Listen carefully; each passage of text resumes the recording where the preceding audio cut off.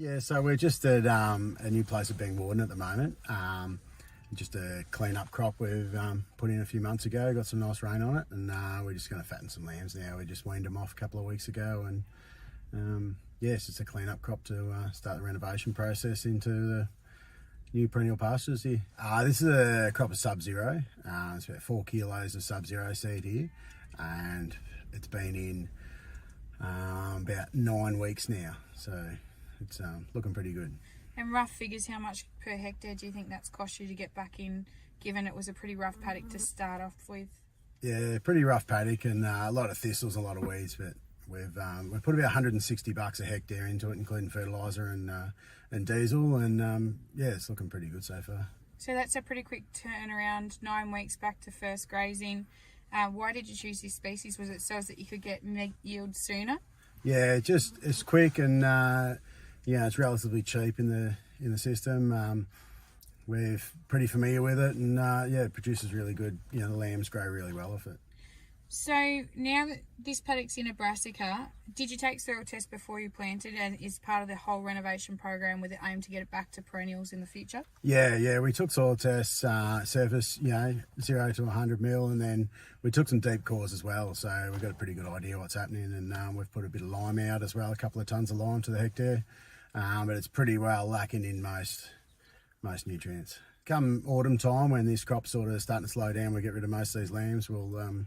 We'll dig these paddocks up and clean. We'll give them a spray and we'll dig them up, clean them up, and we'll put a bit of probably a bit of chook manure over and a bit more lime probably, and yeah, we'll take a few more soil tests and see what's needed at that point. So for the cost of doing this actual crop, using it as part of a cropping phase, do you think it's an effective way to increase the fertility in a paddock whilst renovating to get back to perennials? Yeah, 100%. It's yeah, it just spreads the cost out, but helps us produce a bit of money off this land at the same time. So yeah, we spread the costs out, put a bit of fert and a bit of lime and chook manure on over a sort of 2 to 3 year process, and clean up the weeds at each stage if we double crop it, and yeah, we can give them, give the thistles and the ferns and all the grass weeds, we can give them a fair hammering to clean them up. Right, so we've got 60 hectares here. It cost us 10 grand, pretty much just under 10 grand to including fertiliser to get it sown down, and diesel. And we've got 1,350 lambs here at the moment. We put them in on average about 30 kilos at weaning. We're going to take them to about 55 kilos live weight. If we divide that up, the cost of the, what we've put into here and the kilos that we're putting on those lambs is about 34,000 kilos of lamb that we hope to produce over the next couple of months. So it's about $100,000 at $6 a kilo carcass weight. So if we split that up over the 60 hectares, we're $1,687 a hectare. So. And from what you've done here so far, is there anything that you would have changed in the process of getting through this renovation program?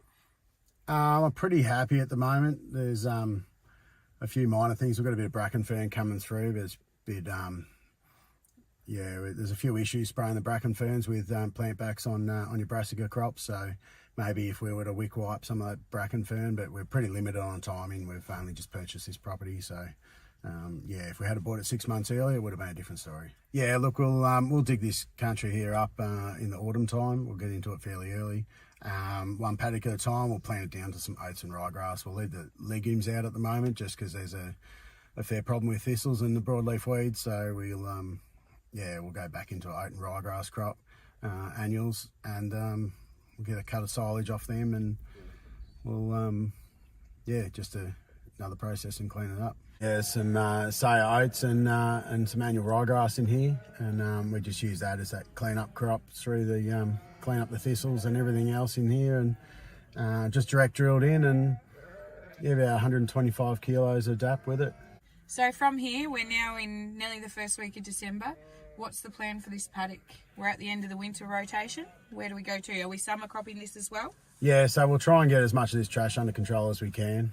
Try and graze it out pretty heavy, and we'll terminate this in a few weeks' time, about 3 weeks' time, and then we'll go into a summer fallow, chemical fallow. We'll keep it under control through the summer, and try and spray everything out a couple of times, and if we can get onto this trash, we'll cultivate it and level this paddock out, and then we'll go back into the same crop again in the early autumn. And in terms of selection for species to go back into a paddock like this one, once we've been through that program, what sort of, would you put a mix in as a perennial? Would you favour deeper rooted species, or what sort of direction would you be taking? Yeah, look, in the past we've been using a lot of Coxet and Phalaris and some good subclovers in there as well. We'll probably stick with a similar sort of mix, I'd say. I like the idea of some mixed, chicories and plantains and that sort of stuff, but it's just limits your options when you start having major weed problems.